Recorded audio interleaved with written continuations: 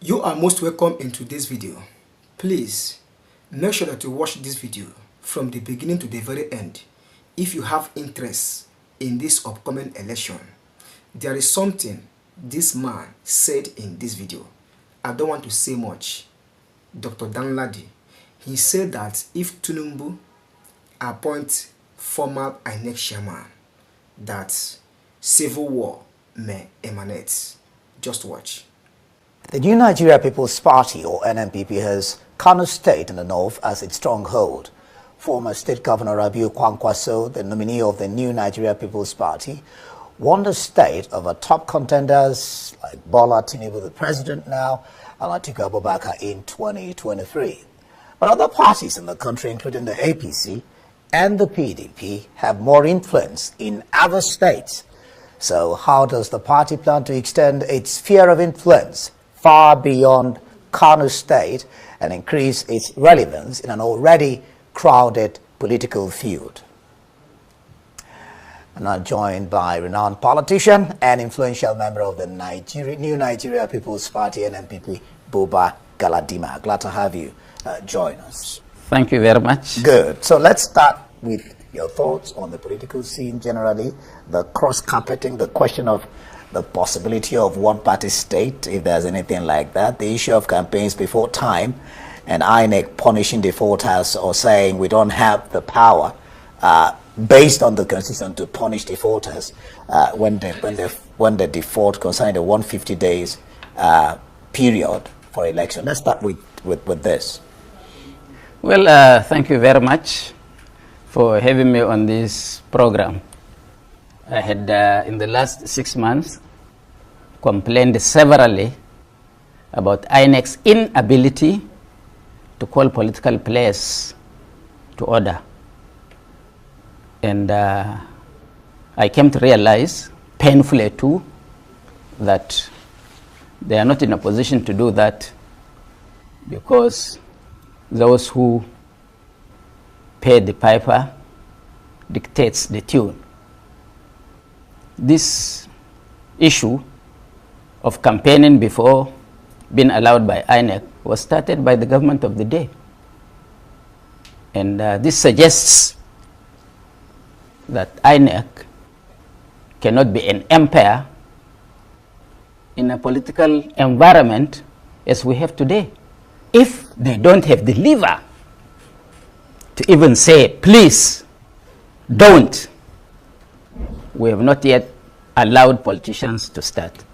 But I also want to say that the wisdom by the APC to start campaign early is because they wanted to see their opponents such that they will, through time, before time, cut them into pieces. And I saw some of my friends in the opposition just fall into the trap because they are not seasoned politicians. They are opportunists in politics. If they had known, or if they are politicians, they couldn't have danced to the drum being beaten by the APC. Now you can see some of them started with SDP. I was here on this platform to warn them that no opposition politician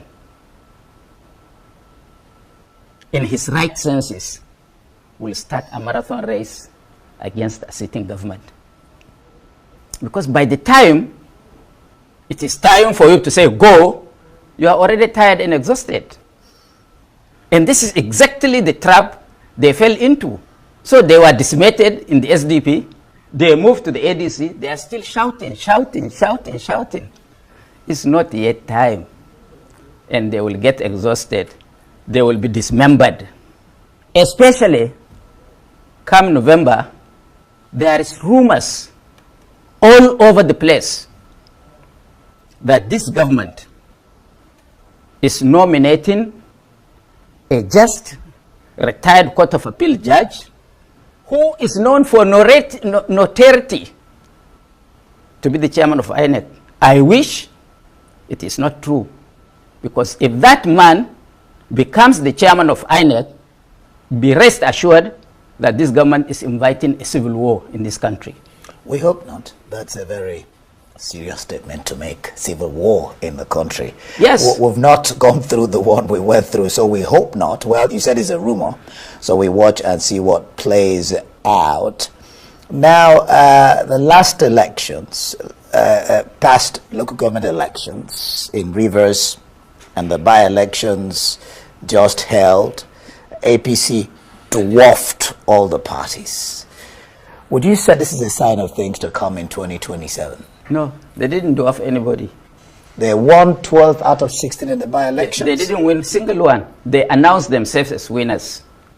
I don't understand. Yes. Clarify. It's okay. At least I have one example to give. Which one?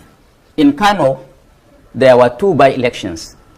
And all the by-elections were to fill a position created either by death or inconclusive election against the APC. And we took all. In Bagwai Shanono Federal Constituency, it was APC House member that died. And we scored 16,000 against APC's 5,000. Incidentally, that is the stronghold of the APC, where Ganduje comes from, where Senator Barrow Jibrin comes from, where Abba Bichi comes from. That's their senatorial district. And in the other senatorial district, we went to fill the inconclusive election. The APC, the NNPP, scored 5,700 plus votes, while the APC scored only 265. That shows the growing popularity of the NNPP. However, they asked innocent party men, our party men, to say that they will not announce the results until they come to the APC in INEC headquarters in Kano. Which electoral law says that you cannot announce results in the constituency where, or polling booth where those results were generated? Immediately they came. Even the commissioner of police and the director of SSS in Kano at that venue said there was a peaceful, free and peaceful election.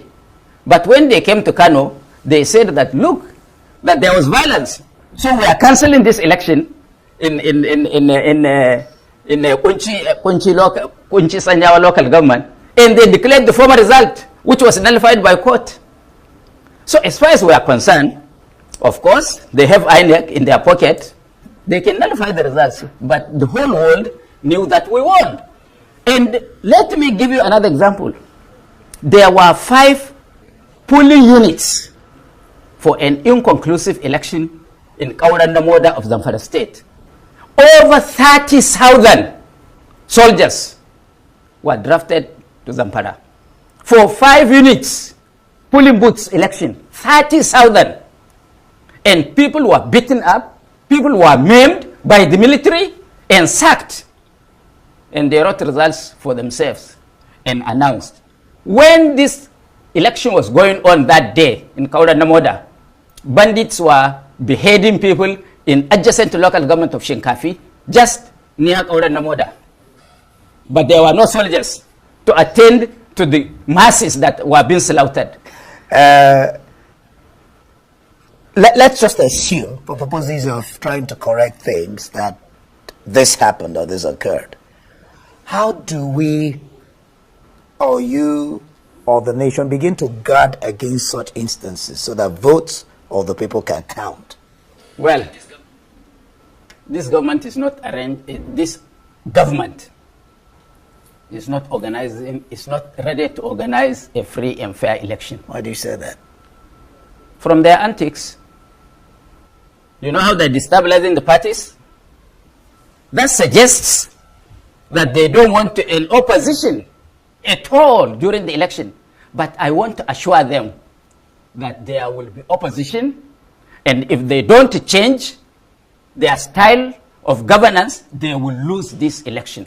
What's the ideology of your party? Antom has said that NNPP is a local player. It's just the Kano, that region, that particular small crocosm. Why don't you make alliances? Why don't you join coalitions, to broaden your base? Thank you. First, how many registered voters in Kano? 6-7 million. Now we are over 8 million. With what figure did President Ahmed Bola Tinubu won the election? I know you won. NNPP won. I say with what figure nationwide? I think that was 8 million plus.